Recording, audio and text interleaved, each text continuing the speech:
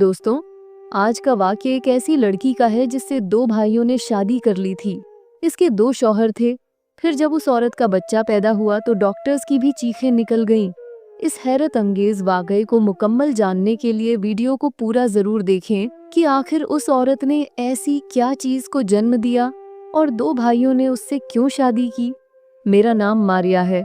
मैं अपने खानदान की सबसे खूबसूरत लड़की थी और मुझे अपने कज़न से बहुत ज़्यादा मोह मोहब्बत थी, जो कि फ़ौज में था। मैं उससे बहुत मोहब्बत करती थी और वह भी मुझे पसंद करता था। हमारे घर वालों को भी पता था कि हम एक दूसरे को पसंद करते हैं। मेरे वालिद इस दुनिया में नहीं थे, मेरी माँ थी और उसके घर में उसकी माँ नहीं थी। सिर्फ वालिद थे और दो भाई थे और एक उनकी बहन थी। उनका वालिद बहुत ज़्यादा बीमार रहता था। हम हमारे ख़ानदान के बहुत से लोग इस मुल्क की खिदमत में शहीद हो चुके थे। मेरा अपना भाई भी शहादत का जाम नोश कर चुका था। हमारे माँ बाप ने हमारा रिश्ता पक्का कर दिया और हमारी शादी हो गई। मैं बहुत ज़्यादा खुश थी क्योंकि जिससे मोहब्बत की वही मुझे मिल गया। इसी तरह से दिन गुजरने लगे। वह हमेशा ही बाहर रहता था, कभी कभी घर आता था। मैं उसके वालिद का बहुत ख्याल रखती थी। उसका जो भाई था वह भी फौज में था। वह भी बहुत ही कम घर आया करता था। मैं हमेशा अपने शौहर का इंतजार करती रहती। कोई ईद कोई त्यौहार होता और वह ना होता तो मुझे खुशी नहीं होती थी। लेकिन जैसे ही वह घर में दाखिल होता तो मेरे लिए ईद का माहौल बन जाता था। मैं अपने शौहर के लिए दिल से सच्ची सती और एक साथ वक्त गुजारते थे हम। लेकिन फिर अचानक से मेरी इस खुशी भरी जिंदगी में एक दुख ने डेरे डाल लिए। जब हमें पता चला कि फरहाद किसी ऑपरेशन में गया तो था, लेकिन वहां से वापस नहीं आया है। सबका कहना था कि वह शहीद हो गया है, लेकिन उसकी लाश नहीं मिली थी। उन लोगों का कहना था कि उसकी लाश को तलाश भी नहीं कर सकते क्योंकि बर्फानी पहाड़ थे और बर्फ बहुत ज्यादा गिर गई थी। अब उसको तलाश करने के लिए न जाने कितने टन बर्फ उठानी पड़ेगी और ऐसा तो कोई भी नहीं कर सकता था। इस तरह की कहानी इलाके से पहले भी मंसूब थी और मुझ जैसी औरतें पहले भी थीं जिनके शौहर लापता हो गए और फिर सारी जिंदगी वापस न आए। जाहिर है एक इंसान के ऊपर बर्फ का पूरा पहाड़ गिर जाए तो उसकी लाश को भी तलाश करना कितना मुश्किल है, और यह काम भी कौन करेगा। मुझ पर तो गमों के पहाड़ टूट पड़े थे। मेरी जिंदगी से सारी खुशियां खत्म हो गई थीं। मेरा शौहर इस दुनिया से चला गया। मेरी शादी को सिर्फ एक साल हुआ था। इस एक साल में भी वह सिर्फ 3 दफा ही घर आया था। मेरे लिए सब लोग बहुत दुखी थे, लेकिन मेरा दुख कोई नहीं समझ सकता था। यह दुख सिर्फ मेरा था। फरहाद को तलाश करने की बहुत कोशिश की गई, यहाँ तक कि उसके बाबा जो कि बिस्तर पर पड़े थे, अब उन्होंने भी यह कहना शुरू कर दिया कि इतना ही बता दें कि मेरा बेटा मर गया है या नहीं। अगर मर गया है तो हम उसके लिए फातिहा पढ़ लें और अगर नहीं तो फिर हम उसका इंतजार करेंगे। लेकिन उन लोगों से जब पता किया तो उन्होंने कहा कि वह इस दुनिया में नहीं है, क्योंकि अगर होता तो हमें मिल जाता और मजर्रत के साथ। लेकिन हम उसकी लाश भी नहीं ढूंढ पाएंगे। कोई अपना इस दुनिया से चला जाए, कितना बड़ा दुख है, और फिर आप उसको आखिरी दफा देख भी ना पाए। उससे भी बड़ा दुख यह था मेरी जिंदगी इसी तरह से गुजरने लगी। मेरी माँ ने मुझे कहा कि अब तेरा घर में क्या काम है, तू वापस आ। मुझे यहाँ पर रहते हुए 2 साल हो गए थे। मैं उसकी बाप की खिदमत करती, उसकी बहन के लिए खाना पकाती, घर को संभालती थी। वह लोग भी मेरा बहुत शुक्र अदा करते थे और कहते थे कि बेटी तुम चली जाओ, अगर तुमने किसी और से शादी करनी है तो तुम कर लो। लेकिन मेरा दिल नहीं मानता था। इसी तरह करते कराते 5 साल गुजर गए। मेरी माँ एक दिन मुझे जबरदस्ती मौलवी साहब के पास ले गई। उनको सारा मसला बयान किया। उन्होंने कहा कि बेटी, अगर इस तरह का कोई मामला हो कि शौहर की मौत का पक्का पता ना हो तो 4 साल इंतजार करने के बाद औरत दूसरा निकाह कर सकती है। मेरी माँ ने कहा कि तू हमारी इकलौती बेटी है, तेरा बाप इस दुनिया में नहीं है। मैंने उससे वादा किया था कि मैं तुझे खुश रखूंगी, तेरी शादी अच्छे घर में कराऊंगा। दी फरहाद से करवाई थी क्योंकि तू उससे मोहब्बत करती थी। मैं चाहती थी कि मेरी बेटी को उसकी मोहब्बत मिल जाए, वह अपनी मोहब्बत से दूर ना रहे। लेकिन अब 5 साल से तुझे ऐसी बेवाह की सी जिंदगी गुजारते हुए देखकर मेरे दिल पर क्या गुजर रही है, और तेरे बाप की रूह भी तड़प रही होगी। बस तू दूसरी शादी कर ले, फरहाद अब नहीं आएगा। अरे पागल, 5 साल हो गए हैं, कोई भला 5 साल के लिए भी जाता है। मेरे दिल में भी यह बात अब बैठने लगी थी कि शायद वह इस दुनिया में नहीं है। अगर वह इस दुनिया में होता तो वह जरूर आ जाता, लेकिन वह नहीं था। मेरी माँ ने मुझे अपनी जान के वास्ते दिए और मुझे रो रो कर दिखाया और कहा कि मेरी आखिरी ख्वाहिश समझकर यह बात मान ले। मेरे ससुर ने भी कहा कि बेटी तुम शादी कर लो, हमारा बेटा भी लगता है इस मुल्क पर कुर्बान हो गया है। हमें तो खुश होना चाहिए कि वह शहीद हुआ है। मैं रातों को उठ कर रोती थी। मुझे मुंह फरहाद की बहुत याद आती थी। फरहाद का भाई अफजल भी उधर ही काम करता था। वह फरहाद से 2 साल छोटा था। मेरी माँ ने मेरे रिश्ते की उससे बात की तो उसने फौरन से हाँ कर दी, क्योंकि वह अपने भाई की बेवा को सहारा देना चाहता था। उसकी नीयत बुरी नहीं थी, लेकिन मैं उससे शादी नहीं करना चाहती थी। मैंने उसके बारे में कभी ऐसा नहीं सोचा था, लेकिन मेरी माँ ने जबरदस्ती मेरी शादी अफजल से करवा दी, जो कि पहले मेरा देवर था। मेरी माँ कहती कि मैं इस दुनिया से चली जाऊंगी तो तू अकेली रह जाएगी, मेरी रूह को भी सुकून नहीं मिलेगा। अफजल से जब मेरी शादी हुई तो उसने पहली रात ही मुझे यह कहा था कि भाई की मौत का मुझे भी बहुत दुख है और मैं भी यह जानता हूँ कि तुम दोनों एक दूसरे से बहुत मोहब्बत करते थे। उसकी जगह पर तो आ गया हूँ, लेकिन जब तक तुम्हारा दिल मुतमिन नहीं होता तो तुम जैसे रहो रह सकती हो। मुझे अफजल की यह बात बहुत पसंद आई थी। फिर वक्त इसी तरह से गुजरने लगा। वक्त के साथ साथ हम दोनों ने एक दूसरे को कबूल कर लिया था। मेरे दिल में अभी भी फरहाद जिंदा था, मगर अब मेरा शौहर अफजल था और मुझे पता था कि अब मेरी जिंदगी इसी के साथ है। यह जिंदगी 4 दिन की है, गुजर ही जाएगी। एक दिन वह सुबह सुबह उठा तो बहुत ही खुश था। उसने कहा कि आज उसकी सालगिरह है और उसकी मेरे साथ यह पहली सालगिरह है, तो आज के दिन वह खूब अच्छी तरह मनाएंगे।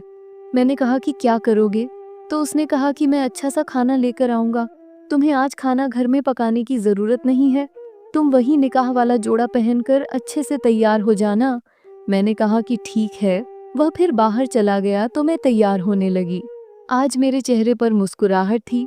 मुझे ऐसा लग रहा था कि अब कहीं जाकर मैंने अफजल को अपना शौहर कबूल कर लिया है और अब मुझे भी उससे मोहब्बत होने लगी है। जब अचानक से दरवाजे पर दस्तक हुई, मैंने कहा कि शायद अफजल जल्दी आ गया है। जब मैंने जाकर दरवाज़ा खोला तो मेरे होश उड़ गए, क्योंकि सामने का मंजर मेरे लिए बहुत ही अजीब और हैरान कून था। सामने अफजल नहीं बल्कि फरहाद खड़ा था। उसकी हालत देखकर लगता था कि वह बहुत कमज़ोर हो चुका है, शायद बीमार रहा था या फिर किसी ऐसी जगह पर रहा था। हाँ, पर उसे ठीक से खाना नहीं मिला था। लेकिन मैं फौरन ही पहचान गई कि यह तो फरहाद है। उसकी आंखों में भी आंसू थे। हम दोनों की हालत एक जैसी थी। वह मेरे करीब बढ़ा तो मैं 2 कदम पीछे हट गई। मुझे याद आ गया कि अब मैं तो अफजल की बीवी हूँ, उसकी नहीं। उसने कहा कि क्या बात है, मुझसे दूर क्यों भाग रही हो? मैं कितने सालों के बाद आया हूँ और तुम मुझसे दूर भाग रही हो? और अब्बा कैसे हैं? मैंने कहा कि सब ठीक है, तुम बैठो, मैं पानी लाती हूँ। मुझे कुछ भी समझ नहीं आ रहा था। मेरी हालत अजीब सी हो गई थी।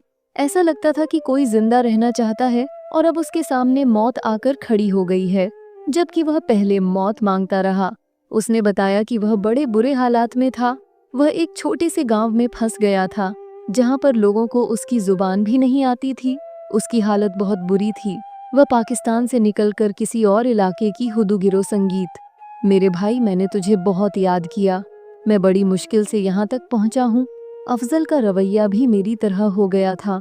थोड़ी देर बाद मेरी माँ भी वहाँ आ गई, क्योंकि उसको भी पता चल गया था कि फरहाद आया है। वह भी फरहाद का नाम सुनकर परेशान हो गई थी कि वह कहाँ से आ गया। मेरा ससुर भी फरहाद को देखकर बहुत खुश था, लेकिन जब मेरा मामला सामने आया तो फरहाद के कदमों तले से ज़मीन निकल गई। उसने कहा कि यह मेरी बीवी है, मैं इसको अपनी बीवी छोड़कर गया था, मैंने इसको तलाक नहीं दी है, फिर यह किसी और के साथ कैसे शादी कर सकती है? फरहाद ने मेरी तरफ देखा और कहा, यह थी तुम्हारी मोहब्बत, बस इतनी सी मोहब्बत थी। मैं गायब हुआ, तुमने मेरे भाई से निकाह कर लिया, उसके साथ रहने लगी। तुमने मेरे साथ बेवफाई की, अपना मुंह काला किया, मेरी इज्जत का सौदा कर दिया। तुमने मेरे निकाह में होते हुए किसी और के साथ ताल्लुक बनाया है। तुमने मेरा भरोसा तोड़ दिया। मेरे साथ यह क्या किया? मैं यह सब कुछ सुन रही थी। मेरी आंखों में आंसू थे। मुझे तो कुछ समझ नहीं आ रहा था कि मैं क्या करूं। फरहाद चिल्लाकर सबको कह रहा था कि आप सबने यह कैसे होने दिया? ये मेरी बीवी थी, इसको किसी और से कैसे निकाह करने दिया? यह हमेशा मेरी बीवी ही रहेगी।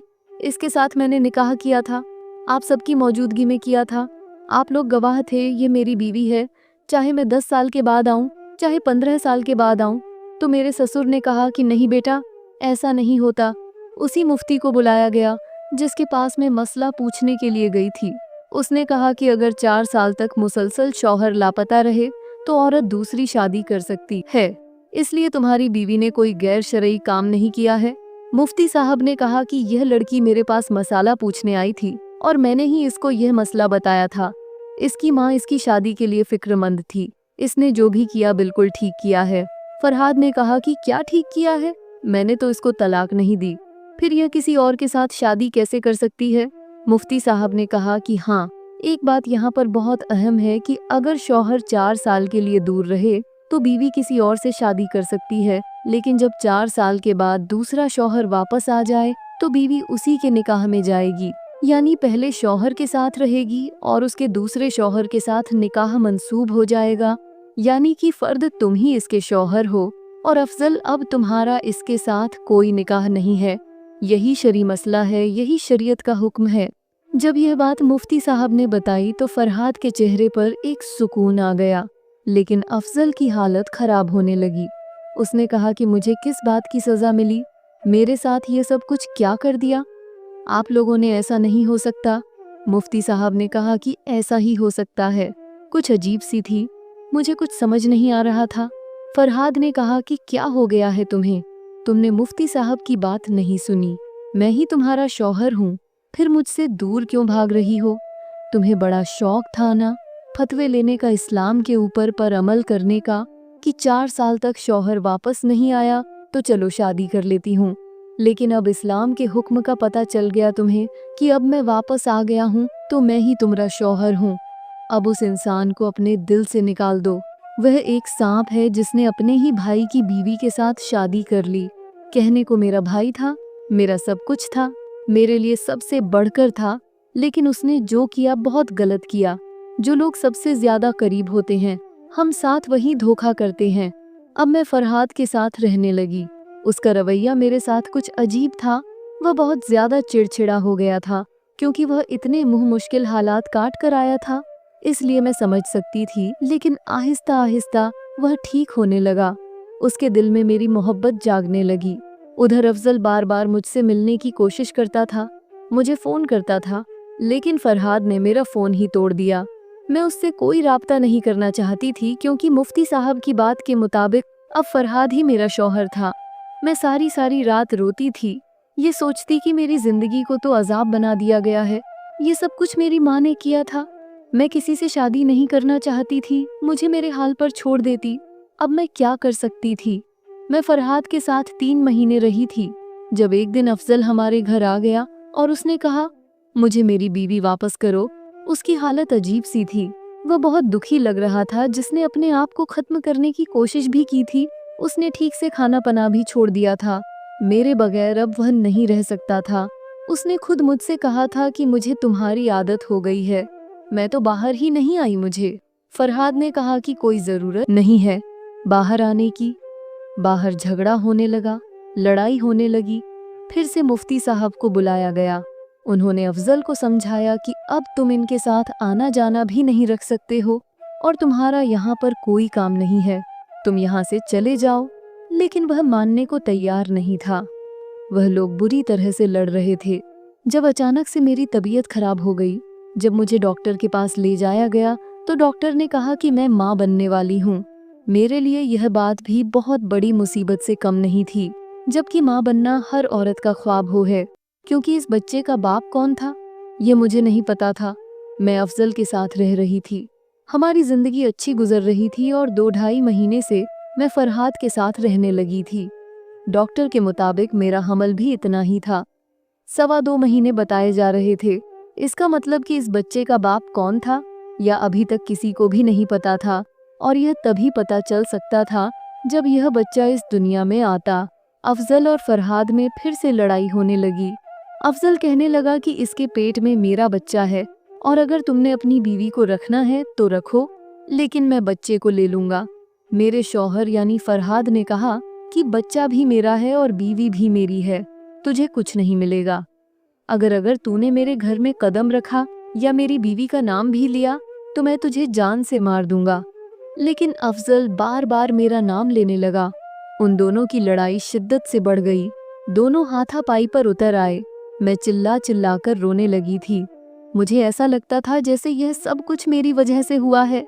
मुझे मेरे ससुर ने भी ताने देने शुरू कर दिए, मेरी नन ने भी, कि तुम्हारी वजह से दो भाई आपस में लड़ रहे हैं। ये तो एक दूसरे की जान थे, एक दूसरे को जरा सा भी दुख नहीं पहुंचा सकते थे, और आज कैसे एक दूसरे के लिए दुश्मनों से भी बढ़कर हो गए हैं, सिर्फ तुम्हारी वजह से।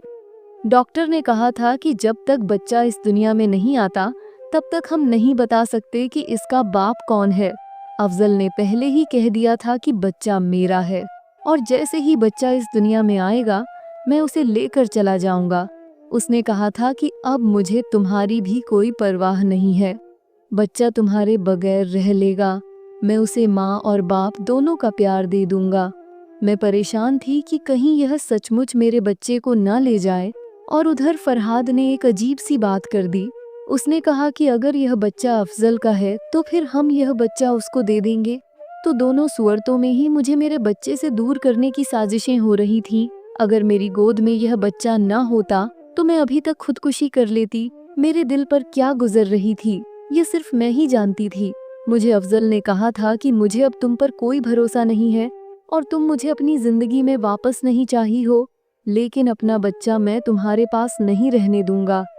यह बात तुम याद रखना। मुझे समझ नहीं आ रही थी कि मैं क्या करूं। मेरे पेट में मेरा बच्चा था और मैं अब एक माँ बन चुकी थी। मैं उन दोनों की बीवी बनकर नहीं बल्कि इस बच्चे की माँ बनकर सोच रही थी। आखिर वो वक्त भी आ गया जब इस बच्चे ने पैदा होना था, और उसी टाइम टेस्ट करके ये पता भी लगा सकते थे कि इसका बाप कौन है। लेकिन जब मेरे डिलीवरी का वक्त आया तो मेरी तबीयत बहुत ज्यादा खराब हो गई। डॉक्टर्स ने कहा कि कुछ गड़बड़ लग रही, हमें ऑपरेशन करना पड़ेगा। और जब ऑपरेशन करके मेरे बच्चे को पैदा किया गया तो डॉक्टर्स की भी चीखें निकल गईं, क्योंकि मेरे बच्चे को पैदाइशी तौर पर ही एक जल्दी बीमारी थी जिसकी वजह से वह बहुत ही ज्यादा अजीब लग रहा था। ऐसा लगता था कि इंसान का बच्चा नहीं है। उसकी जिल्द बहुत ही अजीब तरह की थी, जैसे कोई दरख्त होता है, उसको जो भी देखता है उसकी आंखों में आंसू आते हैं, वह कानों को हाथ लगाने लगता। मेरा क्या कसूर था? क्या ये मेरी सजा थी? लेकिन मैंने तो ऐसा वैसा कुछ नहीं किया था। दरअसल यह उन दोनों की सजा थी जो इस बच्चे के ऊपर अपनी अना का खेल खेल रहे थे। कोई उसको मुझसे छीन लेना चाहता था तो कोई उसको खाना नहीं चाहता था। रिपोर्ट के मुताबिक यह बच्चा अफजल का था, लेकिन उसने इस बच्चे को लेने से इनकार कर दिया और फरद ने कहा कि वह भी इसको नहीं पाले। अफजल तो हमेशा के लिए ही मंजिल से गायब हो गया, क्योंकि उसे सिर्फ अपने बच्चे तक ही मुझसे मतलब था। लेकिन जब मैंने फरहाद को कहा कि मैं इस बच्चे को पालना चाहती हूँ तो उसने कहा कि फिर मैं तुम्हें अपने साथ नहीं रख सकता। तो मैंने कहा कि ठीक है, तुम मुझे छोड़ दो। उसने कहा था कि तुम अफजल के पास वापस चले जाओ। मैंने कहा कि तुम कभी भी ऐसे इंसान नहीं थे, तुम्हें याद है हमने एक दूसरे से मोहब्बत की थी। उसने कहा कि अगर तुम्हें वह मोहब्बत याद होती तो तुम उसके साथ कभी शादी नहीं करती। तुम मेरे दिल से उतर गई हो। मैंने कहा कि तुम भी मेरे दिल से उतर गई हो। अगर तुम्हें मेरे साथ नहीं रहना तो बेशक मुझे छोड़ सकते हो। फरहाद ने मुझे तलाक दे दी और मैं वापस अपनी माँ के घर आ गई। अब इस बच्चे को लती हूँ। दुनिया वाले इसके बारे में जो भी बोलते हैं, लेकिन मेरे लिए तो यह मेरी औलाद है। मेरे लिए मेरी जान से भी प्यारा है। मेरा बेटा, मैं हमेशा इसका ख्याल रखूंगी। डॉक्टर कहते हैं कि ऐसे बच्चों की उम्र ज्यादा नहीं होगी, लेकिन मेरा बेटा मेरे पास रहेगा। मैं इसका इतना ख्याल रखूंगी कि इसको कभी कुछ नहीं होगा। बस अब यही मेरी जिंदगी का मकसद है। कभी कभी सोचती हूँ कि इस सब में मेरी क्या गलती थी, मेरा क्या कसूर था, लेकिन जो खुदा को मंजूर होता है वही होता है। आप लोग बताइए कि मैंने जो किया वह ठीक किया या नहीं, क्योंकि इन सब में मेरी कोई गलती नहीं थी।